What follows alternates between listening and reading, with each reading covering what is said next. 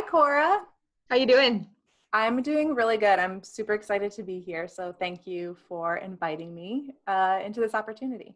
I'm so excited that you agreed to come on. I'm really inspired by the work that you do from what I've seen and read and following you along on social media. And I'm really excited to have this conversation because it's obviously something I'm extremely passionate about. And Aw. Well, thank you. Thank you so much.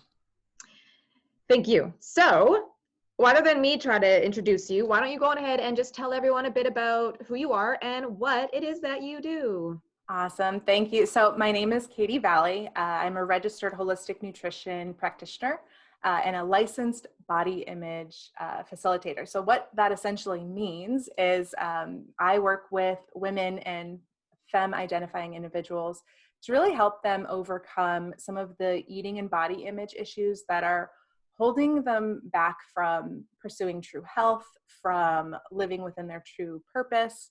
And it's really important for me to kind of make the tie between body image work and pursuing health. I started a holistic nutrition practice in 2019. And really, it didn't necessarily start with the body image work until it kind of like evolved. I saw it as a necessity. So I include, of course, body image support, intuitive eating principles, and I have learned over the course of time that it really is the missing component in the health and wellness realm in general. That's so interesting. Yeah, Yeah. my next sort of question was along the lines of, how did you get to be with this specific part of your practice? Because holistic nutrition is, oh God, so beautiful. Yes. I love holistic nutrition. But if that was sort of your first specialty or training, what is it that veered you over to this more specialized world of body image? Was this a path you had taken yourself, or how did you get to have this passion? It was a path that I took myself without realizing it was a path I took myself, essentially. Definitely my own experience with disordered eating and poor body image ties in a huge way because the truth is I've always wanted to help people, feel good and be healthy. But initially, that was steeped with my own belief in the diet culture mentality. And so for those of you who maybe have not heard that term, who are tuning in, diet culture is essentially this like belief system that focuses on, weight. It focuses on shape and size over well-being. So I have my own history with poor body image and diet culture influences. And in retrospect, I can claim it was about health all I want. But when I think back to some of the behaviors and the thoughts and the beliefs that I had, it was 100% about my appearance. So I jumped from diet to diet. Like, I feel like my experience is not unlike a lot of people, especially women, right? So I was constantly jumping from diet to diet.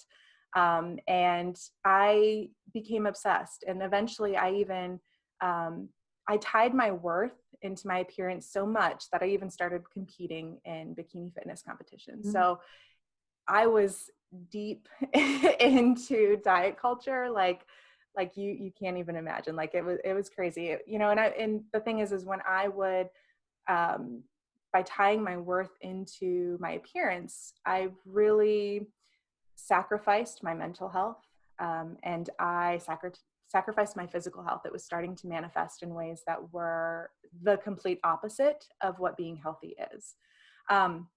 So now that I'm kind of on the other side of that, I do see that pattern today. When I'm working with a client, especially in the beginning before I started tying in the body image work, they would be embarrassed for not being able to, if we talked about a recommendation or we set some health goals or something like that, they would be embarrassed that they weren't following through. They would feel shame because they were still measuring progress based on what the scale said. And so I was like, I have got to do something different because I do not want to perpetuate harmful, toxic diet culture because I knew how I was personally affected by it. So within that first year of practice, I became a licensed, I became licensed to facilitate body image support groups through the Body Positive organization. And essentially it started out as like an eating disorder prevention program. There's curriculum for high school students, college and adults, and they're actually working on funding for one for middle school aged as well. Oh. Yeah, so it kind of was the evolution. That is so fantastic. It's so powerful when someone has been there, because any sort of nutritionist or health coach can absolutely help for sure. But there's that very unique understanding that happens when someone has been on that journey with any form of disordered eating or body image. It's these, because it latches on, right? Like, it starts somewhere, and that's kind of what the root we have to go back to, and that's diet culture and these implicit biases and these hidden messages that we are being fed. So it starts somewhere. Yeah. But it's this notion of latching on, and how it seeps into our beliefs, and those can become so strong. And so it's when someone understands that feel of the pull, or that feel of the worth, and how powerful that can be, to be able to talk to someone struggling with that because you understand, is, I think, so impactful for someone's healing. So I think that's really great that that's what you do.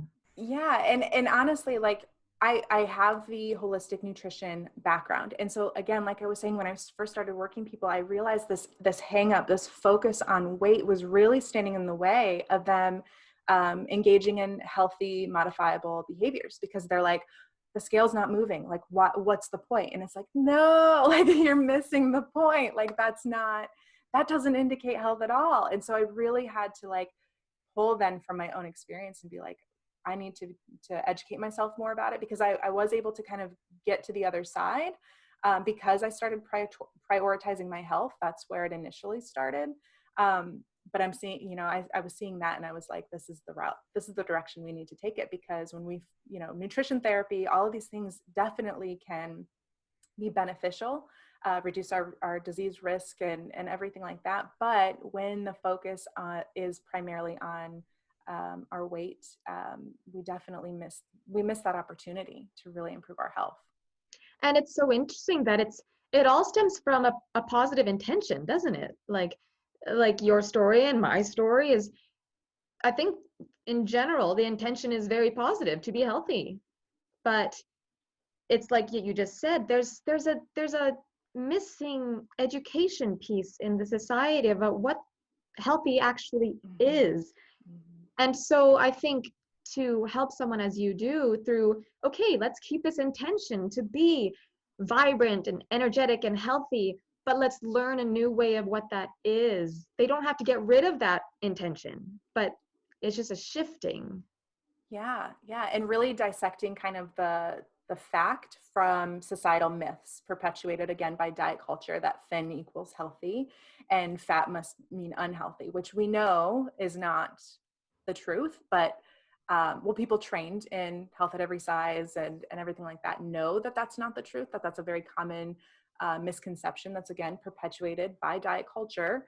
It's just all one of those things that we have to work to educate people on as well.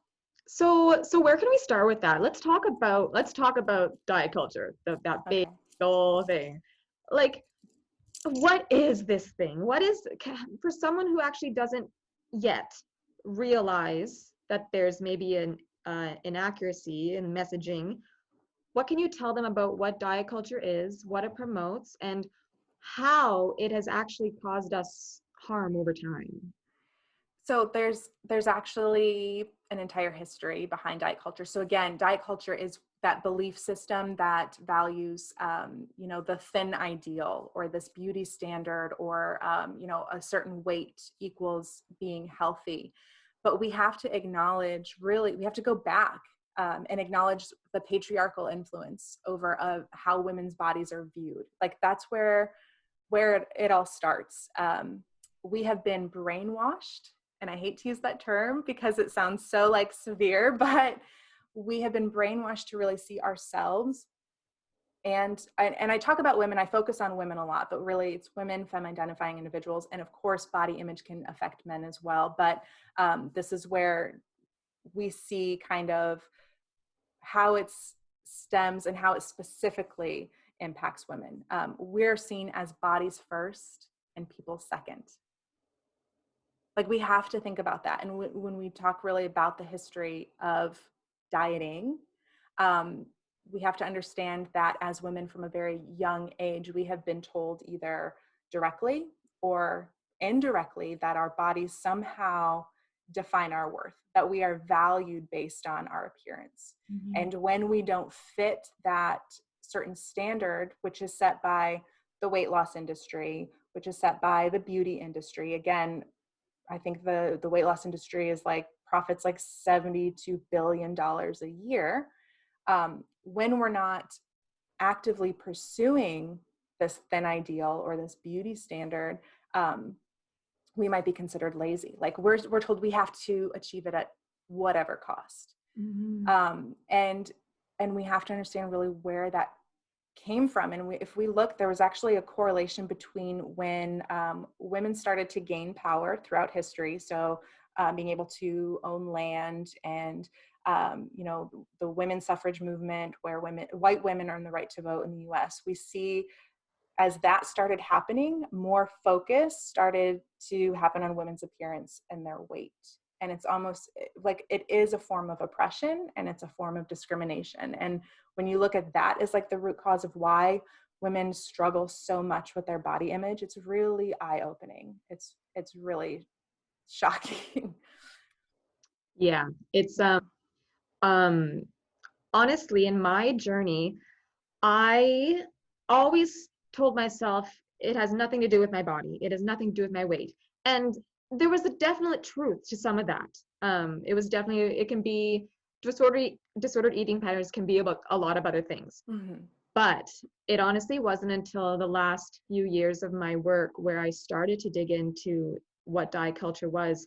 I, like you just said, I had this huge awakening because I realized that even if I never saw myself as someone who cared or really wanted that thin body, I did. I did because it was seeped into my life. It was seeped into my upbringing without me consciously even recognizing it. And so when I did start to learn exactly the things that you just talked about the history and the oppression and the connections, and then started to put two and two together with my own feelings of, oh, I need to not be so loud, or I not need to be so powerful. I need to be a little bit smaller and be a little less out there. That's exactly when I started to lose weight and diet. Yeah. Wow. Wow. Really, it's really powerful when you start to dig into diet culture. It's, Yeah.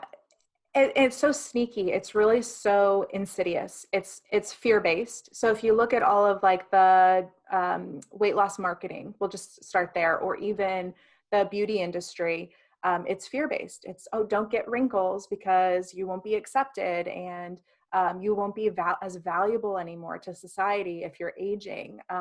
Don't gain weight because you'll never find love. And they show all these like advertisements that show like, oh, you'll finally be happy once you achieve the after picture. It's all based in fear and this like perpetual like thing that we have to strive for. There's no like end destination. It's just something that we're constantly being distracted by. Honestly, it's a distraction tool for women. And there's a lot of really convincing arguments that is a tactic that's used, again, to keep women oppressed and to keep them from doing things that are more involved with like politics and art and education. And because we're so focused on, like, I think back to some of the conversations I've had with my friends, and it's not talking about someone getting promoted or someone writing a book. It's about, oh, like, well, what diet are you on this week and what have you tried? And it's really alarming.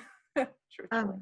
And yeah, it's, I think some of the most powerful messaging that we can put out there is to somehow, it's going to take time, but somehow just remind women, like you said, this affects everyone, absolutely everyone, but we're talking a little specifically about women right now, to remind women of that they can be powerful, that they can be powerful in their career and their cognition and their smarts and their abilities, and that we don't have to just talk about the diets. We deserve more.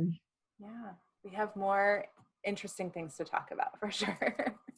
And I think that fear piece that you mentioned about the diet culture and the marketing, because marketing is so, oh my gosh, it's fascinating in a way to know about how our psychosis works with marketing and how effective we can be. But how you said it's all playing a part to do with fear. It's fear about our worth. So it's fear about something really rooted and really big. Absolutely. And what's so interesting is the diet culture marketing and the weight loss marketing, they're first creating the problem, right? They're saying that your body is wrong in some way, shape, or form. The aging process is wrong. So they're creating these insecurities within us. And then they're turning around and selling us this quote unquote solution to it. Like, you know what I mean? Like it's a business. They essentially are creating the insecurities and then offering the quote unquote solution to fix it. So it's a brilliant marketing tactic. It's just really toxic and harmful. Yeah, I mean, yeah, I think it's brilliant. And I think if we can start to be aware of that and say, that's smart. I see what they're doing there. But Yeah. it's You're not getting my money. yeah. So let's talk a bit about body image. You are, as you say, a body image coach. So I feel like those are two words that we are seeing now. We're seeing those two words, body image, here and there, and hearing it more. But I think sometimes the meaning kind of can cascade over us. So what is body image? What, in your opinion, does having a healthy body image mean? That's a great question. And I know we've kind of thrown around the word before, so people, this will be good to kind of clarify. So body image refers to how we think, how we feel, and how we act towards our own body. It's our own perception of our appearance. And we have to understand that our perception is created based on what we're exposed to. So diet culture messages, past experiences, our belief system. So it's our own perception of our appearance. And when we have a healthy body image, this is based in research. We actually take actions to take care of our body from a place of respect, from a place of just really body acceptance, and best case scenario, self-love, which, like we've talked about, is not easy in a society that has convinced us that there is this ideal body type or ideal beauty standard that we should all be striving for. But we know that body image problems, or like negative body image, they're actually risk factors for eating disorders. Negative body image is a risk factor for depression and anxiety. Negative body image is a risk factor for sexual assault and social isolation, increased suicidal thoughts, and drug and alcohol abuse. So really, if you think about it in that context, it is a public health issue, having poor body image or negative body image. And the really, really sad, the thing that like really tugs at my heartstrings is we are seeing young girls, younger and younger, really hating their body. Research, there was a study done that I looked at that it said around 50% of young girls in the United States at age 13 reported being unhappy with their body, 50% at age 13. And by the time they're 17, that number grows to 80%. 80% of girls are unhappy with their body by the age of 17. And when we look at the consequences of what that is, like, it's an issue that needs to be addressed and faced like sooner rather than later. Oh my gosh. So much. So, okay, let's start then with the younger years. What, I guess, in your ideal world, or what could we be doing in the younger years to help young women especially garner a better sense of their body or body image? It's definitely, it's a task. And it starts with the messaging that they are receiving from the adults in their life. When little girls are seeing mom and older sisters on a diet or looking in the mirror, picking themselves apart, they're absorbing that. And just to go kind of back to a previous question that you had, like that's where it started with me. My mom, both my parents were in the military, and the military required certain like weight standards for men and women. And I have my mother's body type. I'm just a taller version. And so she like really struggled to make weight because the standards were so restrictive. And so I, as a little girl, remember watching her diet to make weight for the military. And so that's where it starts. It starts as, especially if you're a parent, it starts with how you're talking about your child's body. We don't because it's so normalized in our society to even comment on other people's appearances or like compliment someone for losing weight. Like we're not realizing what message that's sending. And even when you see like the before and after photos on social media, when you see all those comments of like, you look so great, blah, blah, blah. Well, what do you think the person who lives in a body of the before picture is thinking, reading that? Oh, I'm not worthy because of the body that I have, or I'm not good enough, or I should strive for that after picture. Like there's a lot of negative consequences to kind of what we reinforce, what we talk about, the conversations we have. Kids pick up on that 100%. Oh yeah.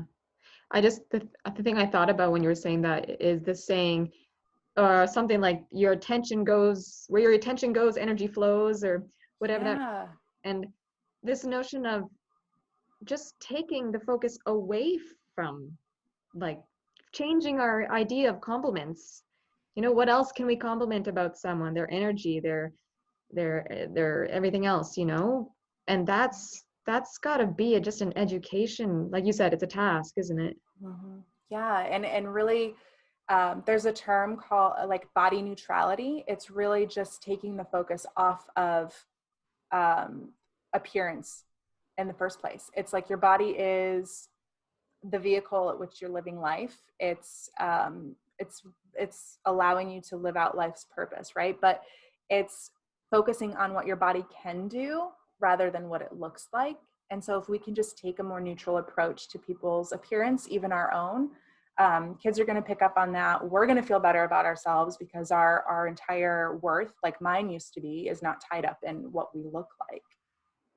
Yeah, I'm so glad you brought that up, that the idea of body neutrality, because I did have a question that body love and body neutrality. I feel like a lot of women feel like they could never love their body.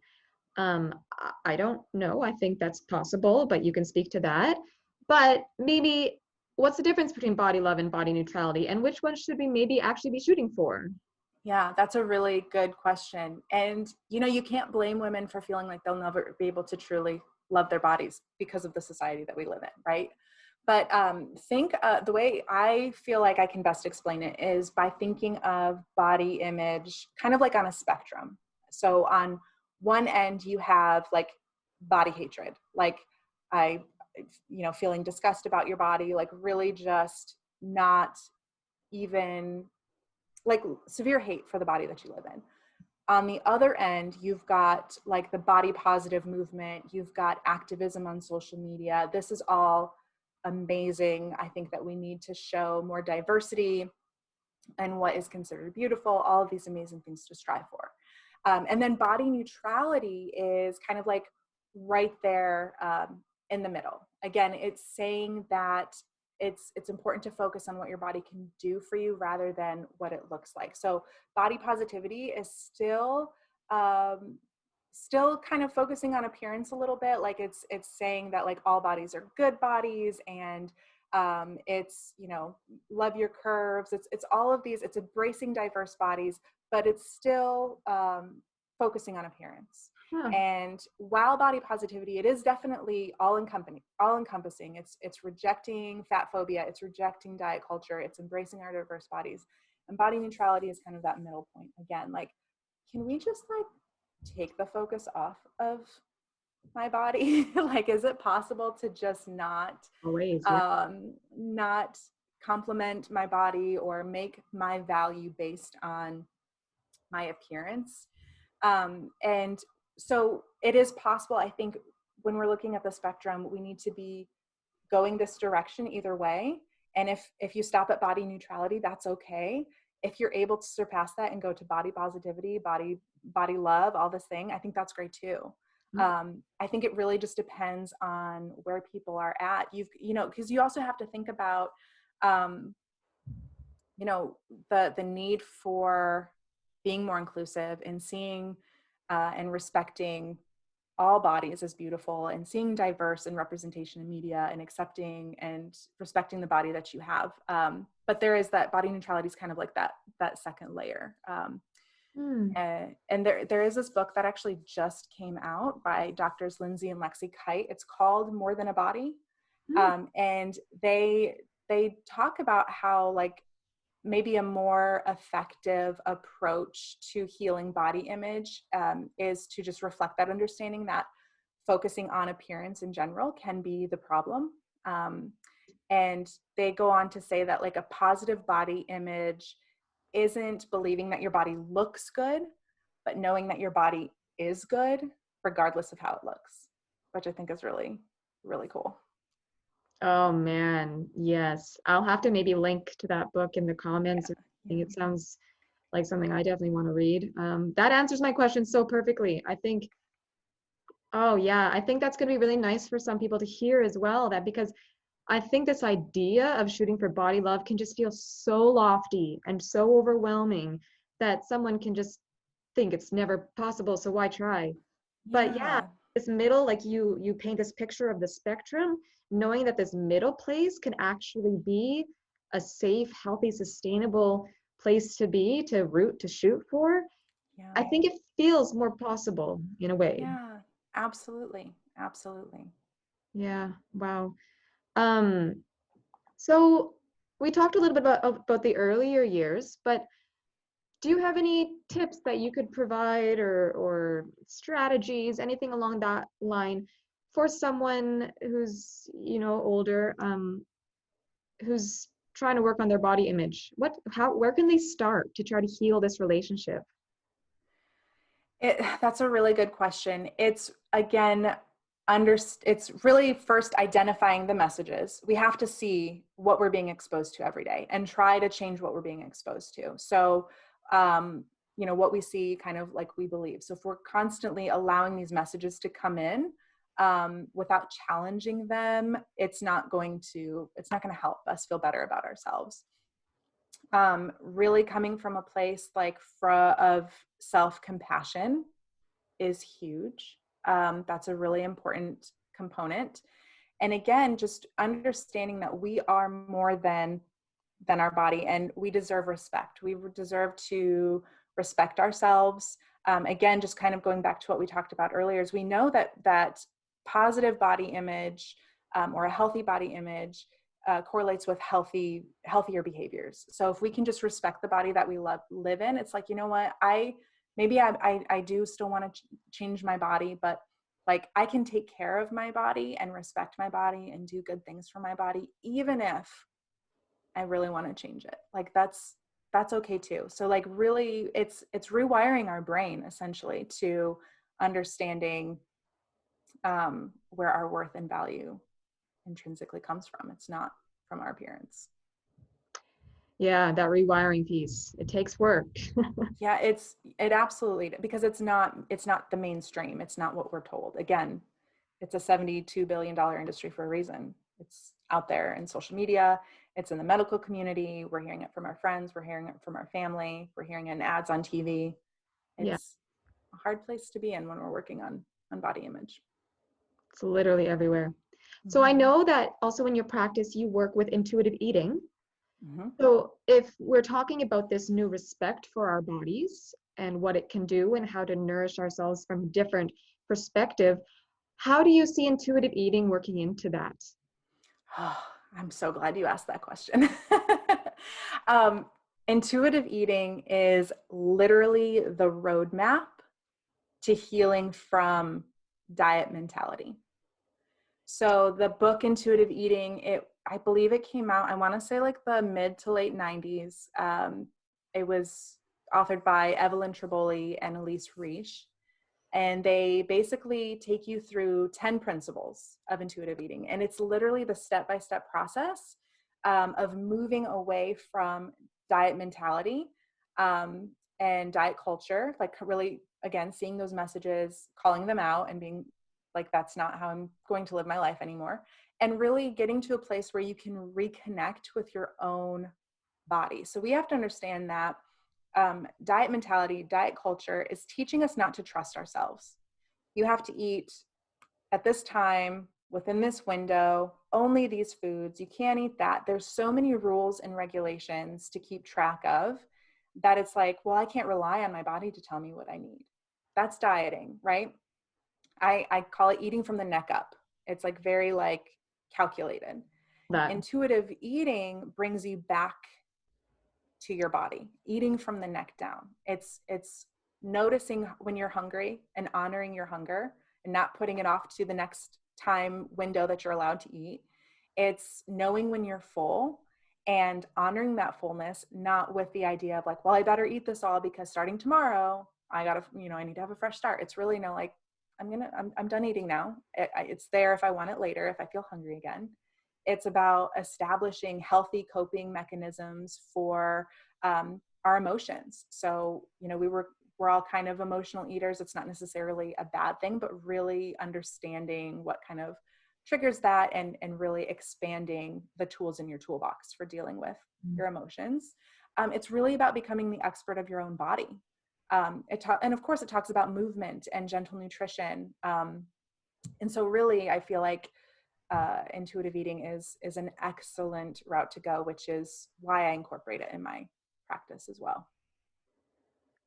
Yeah, it can be very powerful to get in back in tune with our bodies and to actually be able to listen to its messages and what it needs and what it's telling us. I think what I wonder what you have to say about this. I think some people who are coming out of the diet mentality and the who are used to dieting, our hunger cues can get a little wonky. And that can be a really difficult thing for someone to navigate when they're learning to get back in touch with their body and their hunger. How does someone navigate who wants to have a more intuitive eating practice, but their hunger cues are kind of off right now? Yeah, that happens a lot. So our hunger typically would start as like kind of like a tap on your shoulder, right? Like I'm feeling a little hungry, but I probably can wait a little while, and then eventually, as time goes on, it might be a little bit more aggressive, or like you're getting lightheaded, your tummy's rumbling, all these things. When we spend so much time ignoring our hunger cues, it goes dormant. Like that's a very real thing. Your body's just kind of like, well, what's the point in sending you this message? You're not gonna feed me anyway. So it goes dormant. There's also other reasons why people might not be in tune with their hunger cues. It could be stress. Stress is a big one. You've got people who eat when they're stressed, and you've got people who just have zero appetite. And it could be medication as well. But when you're coming from a diet mentality, chances are it's because you've spent so much time ignoring your body cues. So what it is about practicing reconnecting with our body. So we know when we have to pee, like that's something that is pretty obvious. And sometimes we ignore that too and see how long we can wait to go to the bathroom, right? Like we need to stop doing that. But we need to find out. So they call it like a hunger fullness scale. And in intuitive eating, it's like a rating. Like 0 is I'm ravenous, I could like gnaw my arm off. 10 is I'm so full, like it was just a holiday meal, I like way overate. And so it gives you all of these different signs of hunger to kind of look out for, and at what kind of intensity level, essentially. And hunger shows up differently in different people. Yeah. So it's about taking time to just get in tune with your body. It's called interoceptive awareness. So being able to really listen to your body. So when you're first starting out, um, it may be that you're just so distracted and busy that you never take time to check in with your body.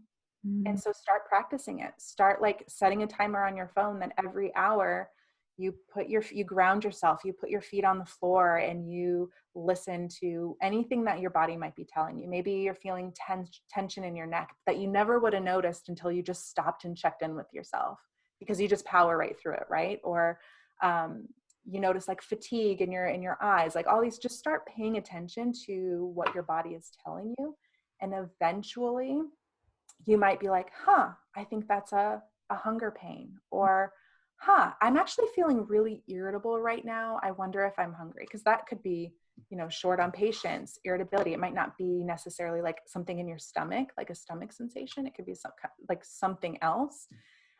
Let me go feed myself. I'm going to go eat and see if it makes me feel better. And just getting your body, trust is a two-way street, right?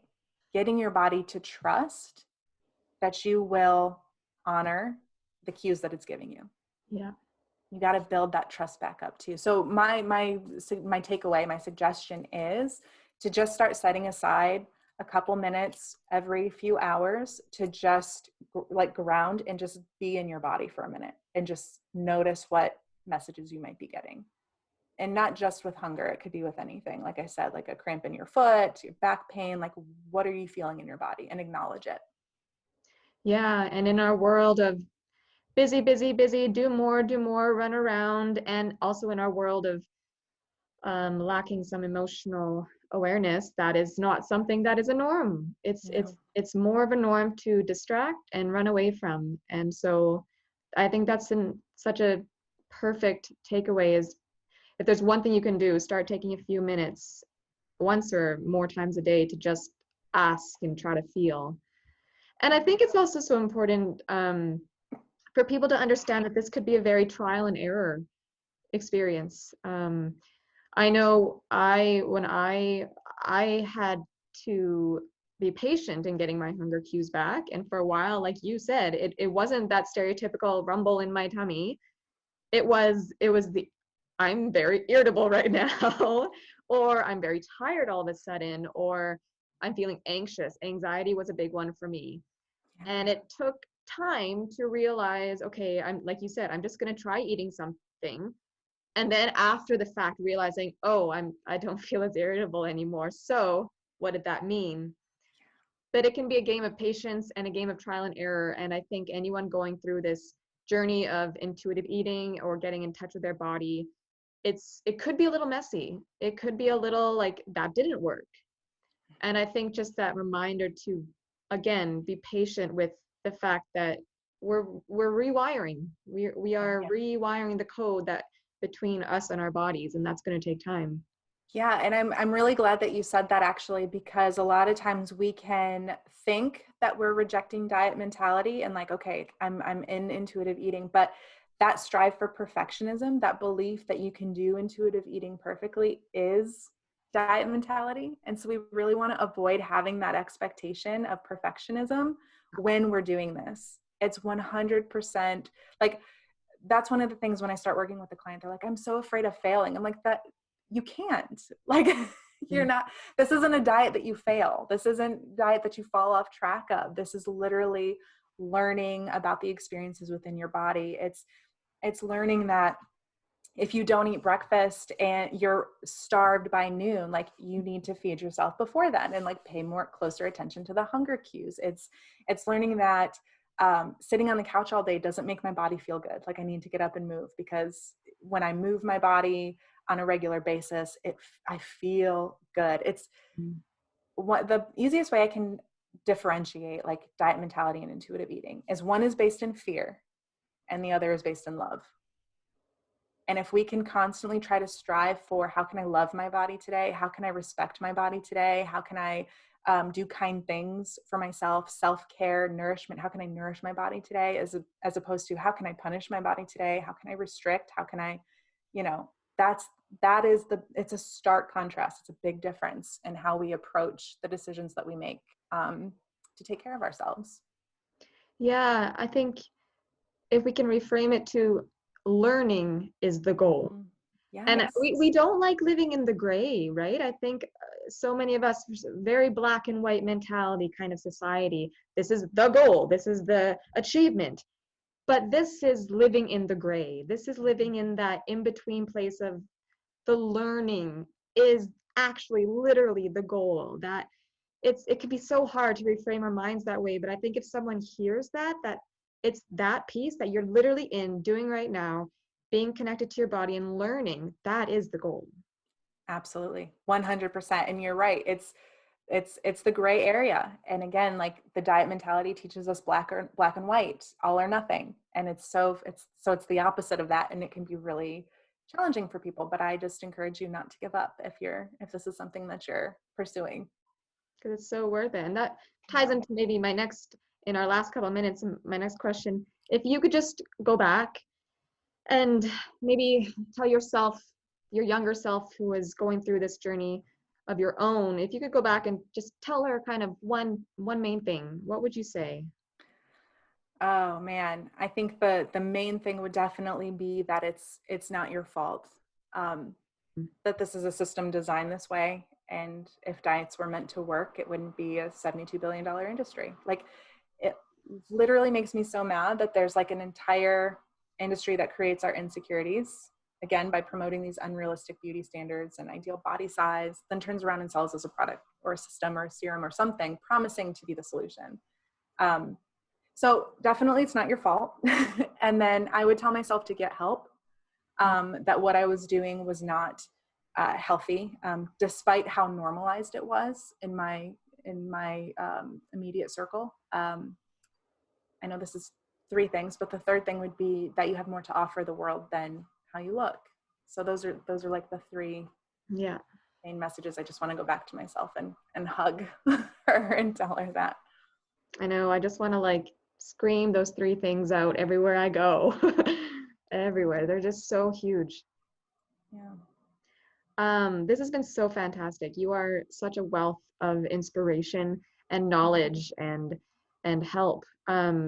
I'm going to link where we can find you in the comment sections and everything. Perfect.